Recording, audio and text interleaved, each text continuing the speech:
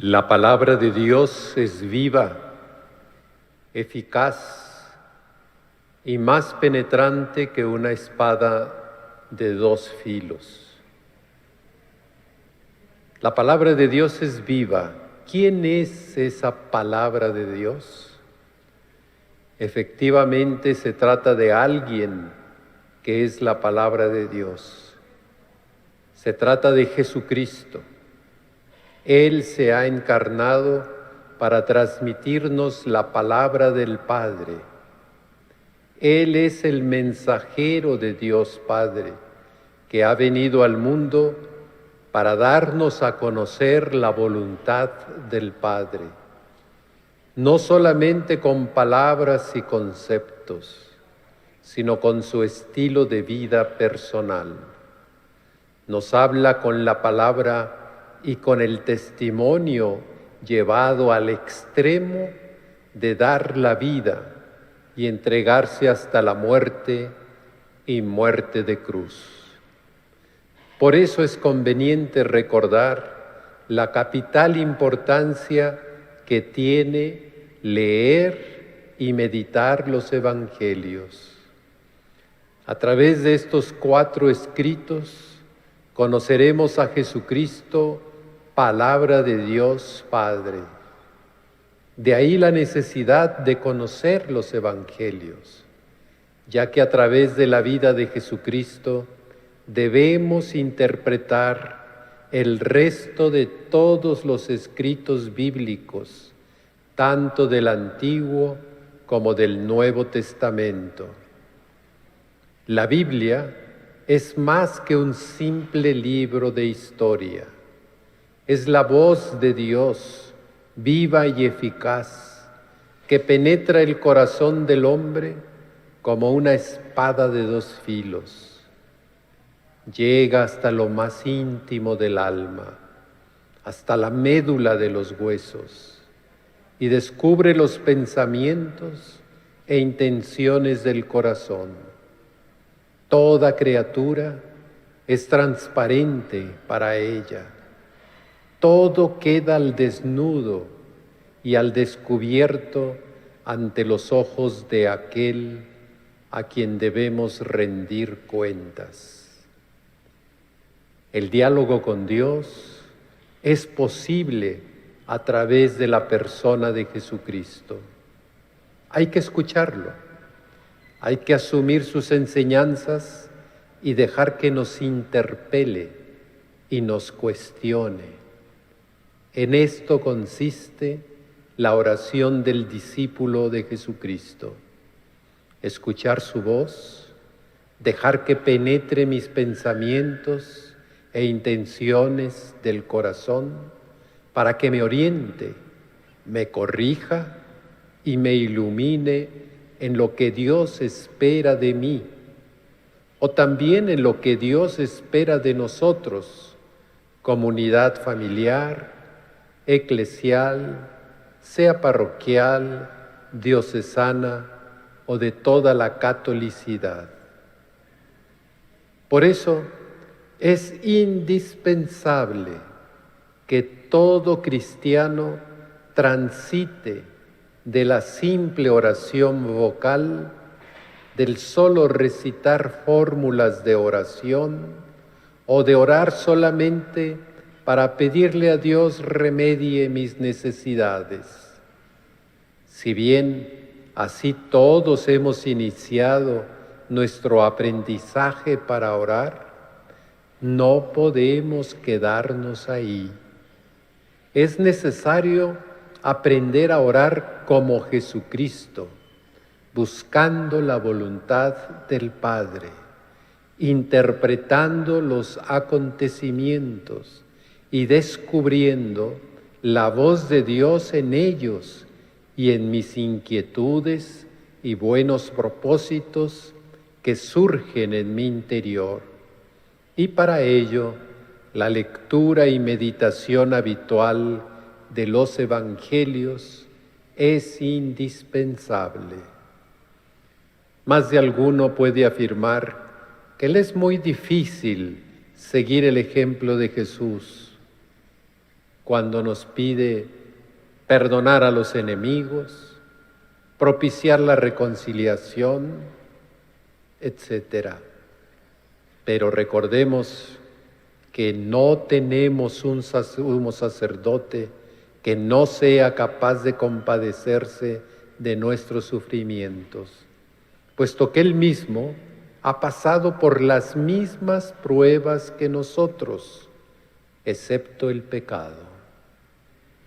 La fortaleza y el crecimiento de mi espíritu no son fruto de mi voluntad o de mi querer.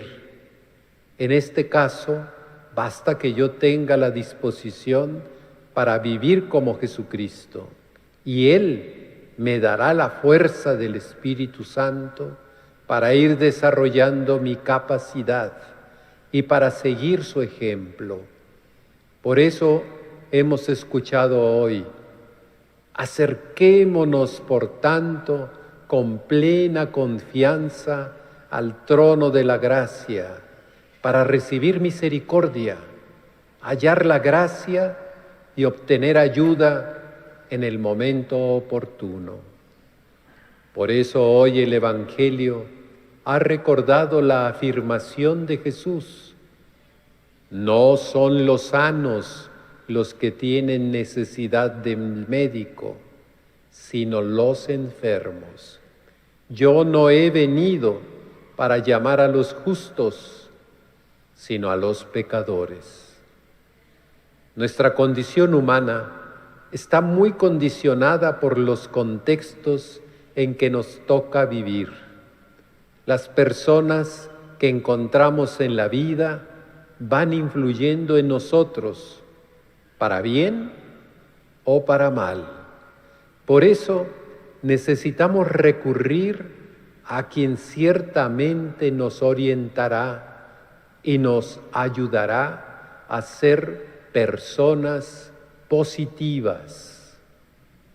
Siempre en el camino de la vida hay quienes ya descubrieron a Jesús como camino, verdad y vida, y han crecido como buenos discípulos porque han escuchado la palabra de Dios y la han puesto en práctica. Lo que aspiramos a ser como iglesia es ser una comunidad de discípulos que, encontrando a Jesucristo vivo a través de los evangelios y a través de los acontecimientos, se alimenta habitualmente en la Eucaristía y pueda así ejercer una atracción con su vida para quienes andan extraviados, quienes andan conducidos por la búsqueda de bienes materiales y por la satisfacción de sus sentidos, descuidando alimentar su espíritu. La Iglesia, la diócesis, la parroquia, está llamada a ser una comunidad de discípulos a la manera como la integró Jesús, capaz de invitar a otros con el testimonio de nuestra vida, como relata hoy el Evangelio. Al pasar Jesús vio a Leví, Mateo, el hijo de Alfeo, sentado en el banco de los impuestos, y le dijo: sígueme. Él se levantó y lo siguió. Y con la actitud de Jesús de aceptar compartir con los no creyentes o no practicantes, desafiando los prejuicios de su tiempo, le decían a Jesús: ¿por qué su maestro come y bebe en compañía de publicanos y pecadores? Nosotros, sin temor también como Jesús, debemos aprender a sentarnos y dialogar con ellos. Mientras Jesús estaba a la mesa en casa de Leví, muchos publicanos y pecadores se sentaron a la mesa junto con Jesús y sus discípulos, porque eran muchos los que lo seguían.